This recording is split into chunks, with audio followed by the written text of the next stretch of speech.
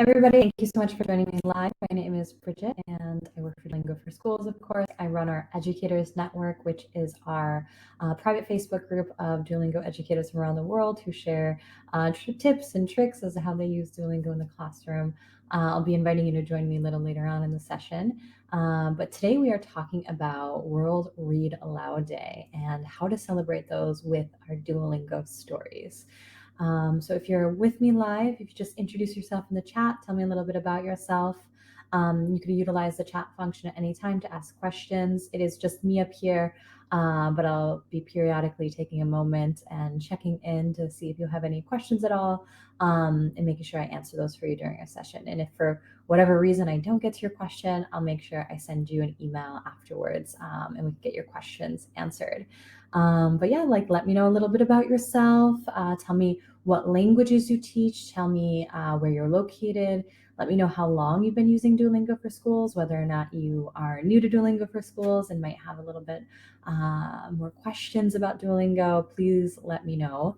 And as well, for those of you who don't know me and haven't met me yet at another session or in our Educators Network, I'll let you know I am a past language teacher. I did teach French for 5 years in upstate New York before I moved to the south of France just last year. So I fulfilled a lifelong goal of mine to live in France. So this is where I'm calling you from today. But let me know. Good morning. Great to see you. Please introduce yourself in the chat. There'll hopefully be other people joining us too a little later on. Feel free to utilize the chat function. As I said, ask any questions, and I'll try my best to get to them. But let's talk a little bit about World Read Aloud Day. So what exactly is World Read Aloud Day? And if you're new to Duolingo, what are the Duolingo stories? So World Read Aloud Day is all about highlighting the importance of sharing stories by challenging participants to grab a book, find an audience, and read aloud. It's actually celebrated on February 1st, so just yesterday, and it is actually a global effort. So it's created by the nonprofit Lit World, and it's sponsored by Scholastic, and it's celebrated annually in over 173 countries. It's all about bringing people together through the shared connection of reading aloud in our communities. And the Duolingo stories, if you don't know, so the Duolingo stories are a great way to learn through quirky dialogue between Duolingo characters. So they're bite-sized stories that are built along the path, and they include interactive activities to check in on student learning. Our stories are available in Spanish, Portuguese, French, German, Italian, and Japanese. So we are always looking to add more languages in the future, but for now, if there's a language that you teach or a language that you're learning, and we don't have stories quite yet, I suggest that you check out our Duolingo unofficial stories. So what this is, it's a group of individuals who are actually not affiliated with Duolingo, but they have our permission. So a group of individuals who've created these stories in 54 additional courses. So I would suggest checking out to see if your language is available there. I'm actually going to share the link with you. If you haven't checked this out, it's duostories.org. It's a link to check out those unofficial Duolingo stories. So they're translations from the original Duolingo stories into 54 other courses in other languages. So of course, reading is an important part of language learning. So students are not only going to be looking at vocabulary and learning new vocab, but they're going to be seeing it in context.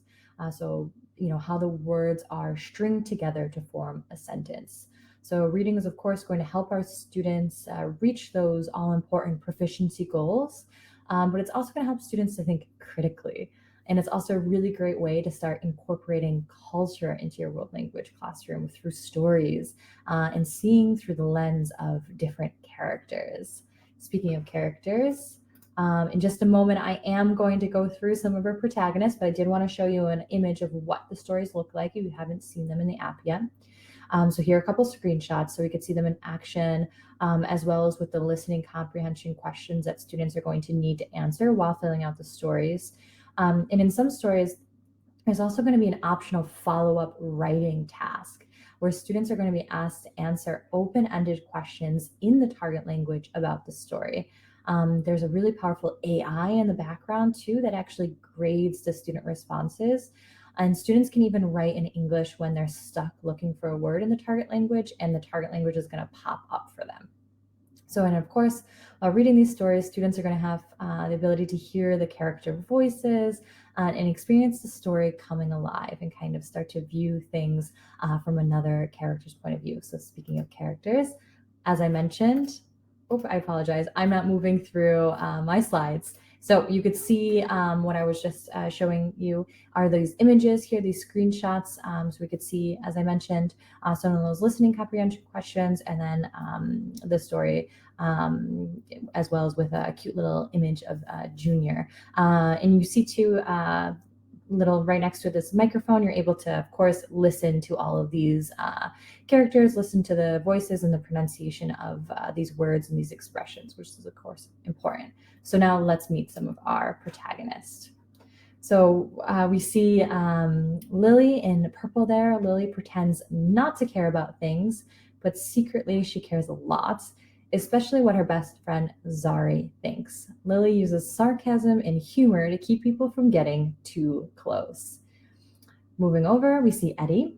Eddie is Junior's devoted dad, a 30-something-year-old man with an office job who coaches kids soccer on the side. He's not always fully equipped for the challenges of parenting, but he still manages to stay a step ahead of Junior most of the time. And then we see Zari in the center here. She's outgoing and great at school. She's a bit impulsive. She's always excited and distracted by a new hobby or pursuit. Zari never wants to do things alone, so she's always convincing or dragging her best friend Lily to go along. And then we see Bea. Bea is a lifelong learner. She's fast-moving, aspiring entrepreneur. She's super capable, but hates not being in control. She can stress and spiral when her plans start to break down, and she's too career-focused to settle down. Then we see Oscar. Oscar is an art and drama teacher who relates to art better than he does to people. Oscar has great taste and can be moved to tears by a good espresso. As an artist, he feels unappreciated in his time and can be a bit inflexible, but he just wants everyone to appreciate the finer things in life as much as he does. So these are just a couple of our characters. Of course, there are more. Hopefully your students can start to connect with the characters and get excited to follow along their journey and get to know them more as they are moving down the path and learning their target language. Next, I want to actually share with you one of our first resources. So I'm going to be sharing this with you now. It's going to pop up in your screen. You have the ability to download it. If anyone's joining us and watching this recorded, you could find all of these resources in our Help Center. And I'm going to be sharing a link later on to our Help Center as well, a QR code, so you could just scan it easily. But this resource here is really great because it asks students to categorize and the new vocabulary words that they've learned, which is going to allow students to, as well as identify cognates that are going to help facilitate understanding of the text, as well as false cognates that are going to, students that are going to need to be on the lookout for these words so that they can help minimize misunderstandings through the text. And a great follow-up activity for this is ask your students to summarize the theme or the plot of the story of the text. So it's a great way to check in for understanding of the overall meaning of the text. And the next resource I'm going to share is actually going to be two that we see here. So I'm going to share it now with you on your screen. So this is all about writing your own Duolingo stories. So we see some of the characters. We see Zari and Lily, and your students have the ability to fill in the blank and create a scenario and create some dialogue between these two characters. And then we see on one side as well, we see the target language and the base language. So your students actually have the ability to make a vocab list for themselves, or a list of expressions as well that are going to be used in the story. So actually this resource here, this blank resource, is based upon the PDFs of the story that you have the ability to actually download from your teacher dashboard. So especially useful if you want to, do an activity with pen and paper with the stories, or you may not have internet at the time and you want to be able to download something and utilize it, offline. So you do have the ability to, from your teacher dashboard, download these stories. And this is how it's going to download. You're going to see all of the dialogue between the characters, as well as one sheet is going to be a list of the target language, the vocab that's going to be within the stories, and then those words in English for your students to start to learn them. So it's a great way to, as I mentioned, have a little bit of a offline activity for your students, or something to be assigning them for homework, for example. So you could either be, downloading our PDFs and having them work through that, or asking them to create their own stories. It's totally fine, no problem. If you have any questions at all, feel free to write them in the chat. I'll be more than happy to pause and answer any questions you may have. But I also wanted to share with you this heartwarming story of a student-created story. So we see that it's all in French, and a student shared this with our team, and it's called The Other Glove. And he shared with us the following message. He said, "I'm also doing French and Spanish in school, and the app really helps with my progress in class. Language learning has changed my life, and I am so, so grateful for you all at Duolingo for that. We've even begun a Duolingo club at my school. Recently, I decided to write a Duolingo story called The Other Glove, based on a silly sentence that I got.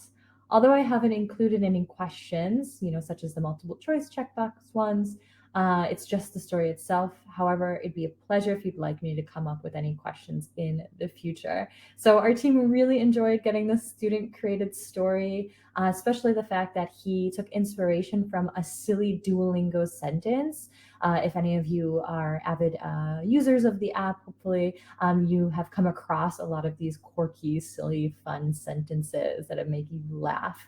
At least that's the hope there. So he created this story all in French, and wanted to share it with us. So if any of your students would also like to share any of their stories that they've created, we would love to read them. And then finally, another resource I'm going to share with you. It's going to pop up on your screen just now. These are some story reenactment resource. So it's I would say one of the best follow-up activities that you could be doing with the Duolingo stories is through reenacting them. So it's a really great way for your students to get in character, be creative, and use the target language themselves in a more real-world conversation. So these instructions are for reenacting the Duolingo stories in particular, but I would also recommend to allow your students to act out their own stories and get even more creative, creating new characters possibly, as well as new scenarios and new situations for those characters. You could even, if you'd like, make a big production of these. You could be inviting other teachers and administrators to watch the students' acting and language skills. Or you could be recording them and sharing them with students' families as well, so they can join in on the fun. Or you could just keep it simple. You could have students be, just simply reading these and acting them out on the fly, and not necessarily, memorizing the lines and recording anything and getting into character, but, doing it as a daily activity. For example, our Duolingo educator, Catherine Wozniak, who actually created this resource and shared it with us, she does often keep it simple like that in her classroom as well. She usually on a weekly basis now this year, she asks her students to simply take turns reading the stories aloud. So one student's going to play one character and the other the second character. And then Catherine walks around the room and she helps with pronunciation issues. Then our students switch roles and they practice it a second time. So it's a really easy way to celebrate World Read Aloud Day, or have your students, reading aloud these quirky Duolingo stories at any time. Now a little bit of a recap. So reading is a great way to learn vocabulary in context, of course. Reading also allows our students to explore cultures and think critically. Have your students take notes and summarize. Use that note-taking sheet that I had shared with you earlier on, that resource. Have your students kind of be circling cognates, underlying false cognates, identifying these vocab words, and then summarize what the story was all about. And then have your students create their own Duolingo stories. They could be, introducing brand new characters if they would like. And if they feel inclined, we would love to read their stories here with the Duolingo for Schools team. And then lastly, I suggest acting out these stories in class. Either reenact these Duolingo stories that your students have access to, or act out their brand new and creative stories that they've created themselves. Now I'm curious, have you ever leveraged the Duolingo stories in your classroom? Tell me a little bit about what are some ways that you utilize the Duolingo stories in your classroom. I had another teacher tell me during our last session that she creates Mad Libs with her stories a little bit, where they swap out vocab words or swap out expressions in the story, which I think is a really creative way to just play with the language and create something new, create a new story. So if you have any ideas at all as to how you leverage these Duolingo stories, I'd be really curious to hear them. You could also be starting that conversation in the Educators Network and sharing some of your thoughts. And I know that there are thousands of teachers there who would be really thankful to hear some of your creative ways as to how you use these resources in your classroom. As I mentioned earlier, there's going to be some QR codes. You're able to scan these to make this easy for this to pop up for you. So I wanted to let everyone know about our professional development opportunities. Every week, I'm running professional development sessions specifically geared for world language teachers. So if you scan this QR code, you're going to be able to not only see future sessions and the sign-up links for those, but you're also going to be able to watch and download PD videos and PD materials from past sessions. For example, I have run sessions all about the Duolingo podcast and how to leverage those podcasts in the classroom. I've run sessions about how to lower the affective filter using Duolingo. I've run sessions about student social and emotional learning and how Duolingo could affect that. And as I mentioned too, I have future PD sessions. Next week, we're actually going to be teaming up with Modern Classrooms Project, and we're going to both be presenting in each other's community and talking about a blended learning classroom and how to maximize Duolingo in a blended learning classroom. And actually, our educator, Catherine, who earlier on we saw a resource from her, she's actually going to be joining us, and she's going to be talking as to how she uses Duolingo as her main curriculum in her classroom. So join us next week for that session as well. You'll find all the sign-ups links at this QR code here. And as promised, this is our QR code for our Educators Network. If you're not yet a member in our Educators Network, I highly suggest joining. Great way to start conversations, as I mentioned, share tips, tricks as to how you use Duolingo, share resources as well as, of course, connect with the Duolingo for Schools team. So we often have, exclusive feature testing for members of our Educators Network, as well as feedback sessions. And even if we're not having, a formal feedback session where we're formally meeting with teachers and asking for their feedback as to the products and what exactly both themselves and the students need for their during the classroom use of Duolingo. But I'm always taking note of any informal feedback and sharing that with the team. So you're getting direct access to the Duolingo for Schools team. And I would say that we really I'm a past language teacher, but I'm no longer a language teacher. A lot of our members of our team are past teachers, but we're not using the app every day with, maybe even hundreds of students at some time. So really, we really emphasize listening to teacher voices for that reason, because you know best as to what you need in the classroom with your students, since you're using it almost every day. So please join us there for that reason. We'll also have, of course, future events, community programming tailored just for World Language teachers. And I wanted to share this too, especially if you're new to Duolingo for Schools and you're watching this recording and you have some questions, scan this QR code and meet live with our support team one-on-one for a 15-minute session. Great way to get your questions answered if you're having any type of trouble getting started, or you have questions about your teacher account or student accounts, or you might be running into some issues signing students up, for example. Please join us for a one-on-one live session with our support team. And if you have any questions at all, you could always check out our help center. Our help center will always be accessible as well through the left-hand side of your Duolingo for Schools teacher dashboard. You're going to see help there. But earlier on, the QR code, the professional development, that is actually our help center as well. So you're going to be able to click around there and see a lot of resources as well, some of which I shared earlier today. So if you have any other questions, though, always feel free to reach out to us at educators@duolingo.com. Both myself as well as other members of the team will always be happy to answer any questions you have. So if you have any questions at all and you would like to pop them in the chat, please do. If not, I hope to see you at a future professional development session, as well as within our Educators Network, of course. So thank you everybody who has joined me live, and I hope to see you in the future at our next session. Bye everybody. Enjoy the rest of your day.